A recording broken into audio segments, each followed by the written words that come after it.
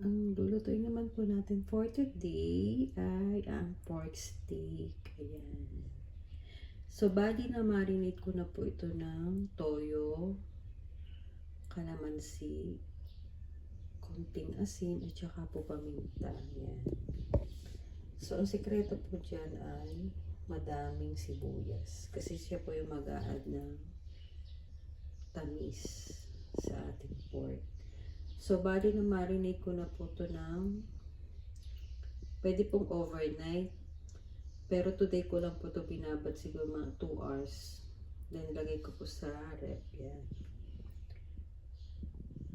So, yan. Mag-start na tayo. Yan. Sa mainit na kawali, maglagay na po tayo ng cooking oil. Yan. Magpa-fry po tayo.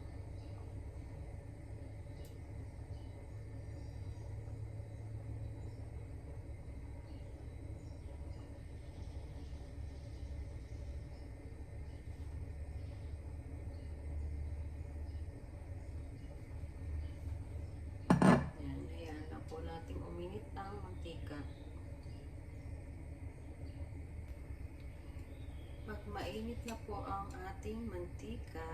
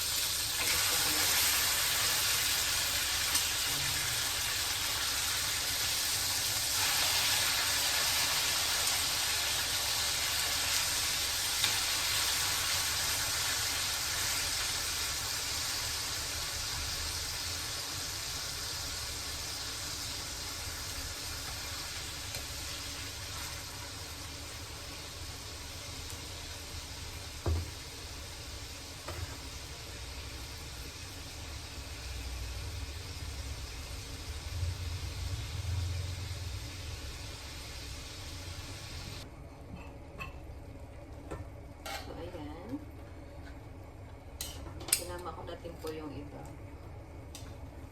Binalibaliktad lang.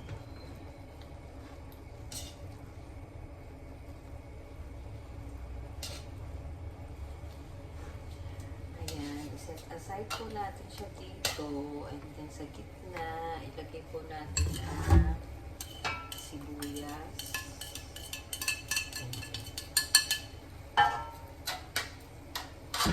Para sumama na po yung lasa ng sibuyas. And then, balik-balik ulit natin siya. Version ko po ito depende po sa inyo. Ayan. So, ang gagawin ko po dito, para lutong-luto po yung karne,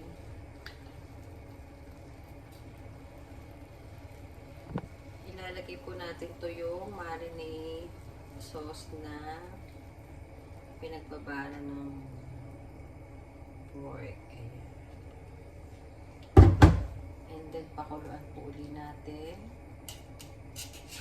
Mas maganda po kung kulong-kulo po yan para po yung lasa ng marinade sauce ay kapit na kapit. Ayan. So, mag-a-add lang po ako ng konting water. Konting-konti lang pong tubig para hindi po siya masunog. Konti lang po hanggang sa lumambot na totally yung karne. Okay, wait po natin. Ganyan lang po kadali. So yan, taklaban po natin para mas madali po siyang lumambot. Okay. Ayan. Palalambutin na lang po natin lahat. Ako gusto ko maraming sibuyas.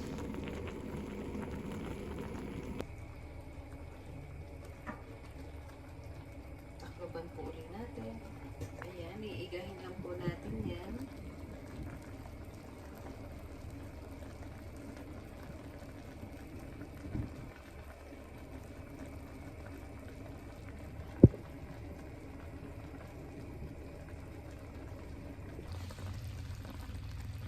Ayan, malapit na po. Igahin lang po natin ng konting-konti pa.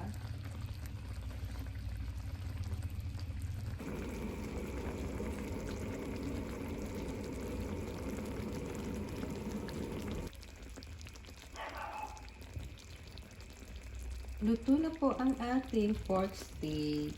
Ayan.